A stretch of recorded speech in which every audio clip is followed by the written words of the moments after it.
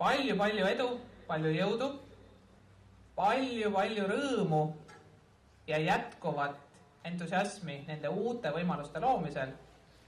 Ja olge siis ikka sama tublid kui esimesel aastal, kus te kõikidele raskustele vaatamata suutsite näidata, et ta on üks mõnus kogukonnale toetuv uus kool, aga ta toob kaasa kõik selle hea oma eelmistest koolidest ja eelmistest asutustest.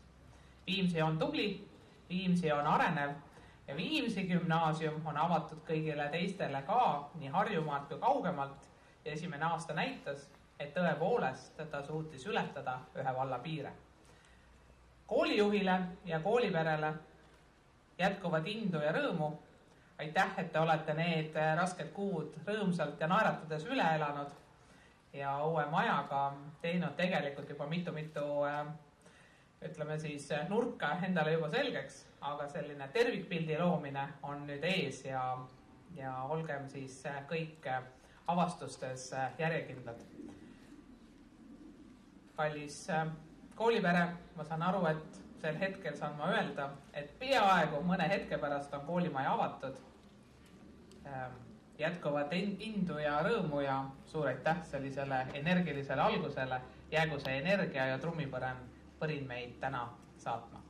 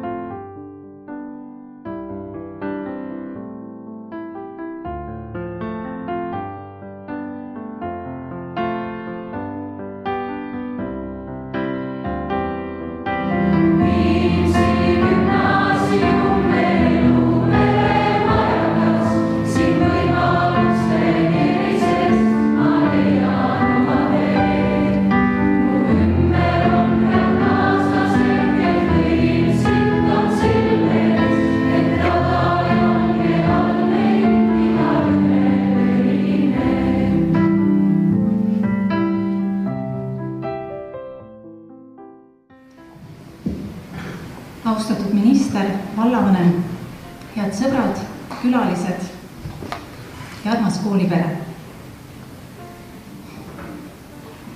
See on tähtis hetk.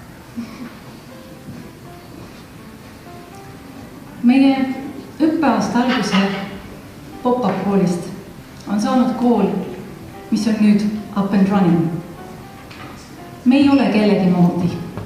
Me oleme meie moodi. Me eristume, sest mitte ükski teine kool ei tee täpselt seda, mida meie teeme. Kusagil mujal pole täpselt selliseid inimesi, nagu täna siin ja praegu. Kui Arno isaga koolimaja jõudis, oli koolimaja juba valmis. Kui palju legende ja legendaarseid koole ja koolilugusid, Paunvere, Mauruse kool, Vikmani poisid, koolid, igal koolil on oma legend, mis kestab väga pikka aega. Viimsi vald on pööraselt rõõmus, et meil on täna võimalik avada 6. kool Viimsis. Aitäh! Kuidas teile täna meie avatseremoonia meeldis? Väga meeldis. Küsiks kohe esimese küsimuse, mis minus huvi tekitas, kui ma kuulasin teie loengut. Te ütlesite, et see oli teie esimene mosaiktöö, te olete skulptor tegelikult. Miks te otsustasite sellise väljakutse üldse võtta? Mulle tundus, et nendel protsendikunsti konkursitel äkki ei ole neid traditsioonilisi asju eriti pakutud ja tehtud ja mulle isiklikult mosaiigitehnika väga meeldib. Ja tegelikult ma olen mosaiiki teinud, aga kunagi algusaastatel, kui ma õppisin ja võib-olla tegin oma esimesi mingisuguseid, näiteks Viljandi maasikad olid kunagi mosaiigitud ja see oli minu mingi, esimesi selliseid töid, see oli ka mosaiik.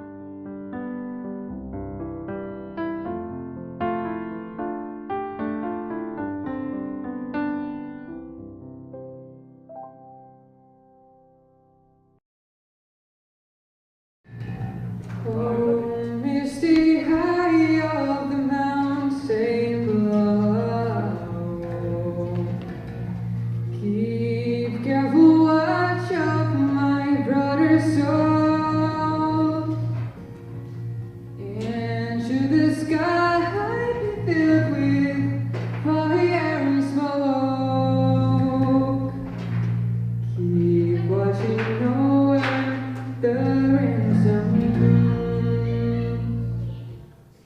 Millise mulje see koolimaja teile jättis, kui te siia esimest korda tulite?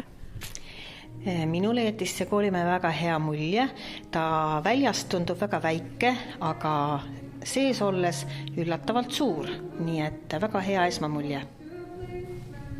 Mulle meeldib see õdusus ja hubasus, mis on täiesti tajutavalt teistmoodi. Et need puitseinad mulle meeldivad, need torkasid silma.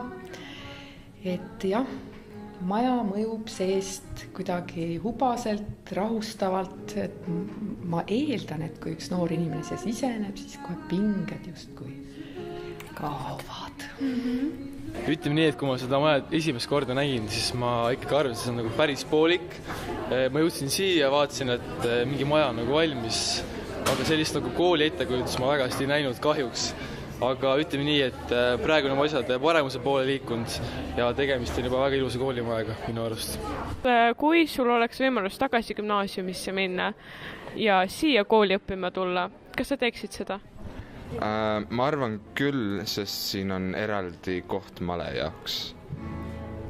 Ainult selle tõttu? Ma arvan küll. Kuivõrd erineb see kool teie kunagisest koolimajast? Oi, muidugi väga erineb. Minul oli niisugune klassikaline Stalini-aegne vana Valga valge maja. Aga ta on ikkagi armas.